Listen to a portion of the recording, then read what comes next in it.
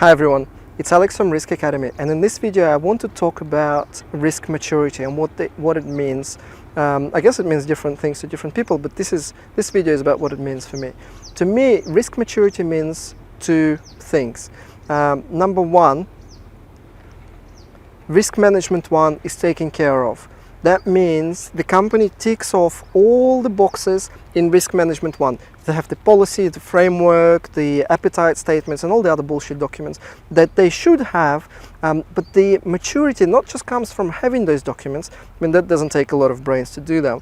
But the maturity comes from the fact that the risk manager has figured out the way to keep those documents up to date with minimum or zero interruption to the business. That means he's doing it himself.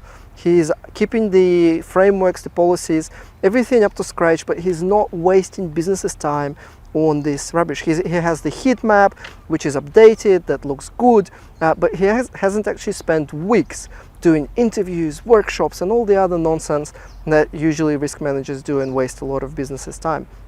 That, to me, is a sign of maturity, because all that time saved for the business by doing risk management one quickly and efficiently, and by yourself, risk managers, means that more effort can be spent on risk management two. And this is where the real maturity comes in. So to me, risk maturity is A, risk management one is taken care of by the risk manager himself, so he doesn't waste business's time, and two, the risk management two, or risk management, is integrated into some very significant business decisions, and that means that you can see that consistently, for certain decisions, consistently risk analysis is performed to help drive that risk-based decision making, or risk-informed decision making, or better still, informed risk taking.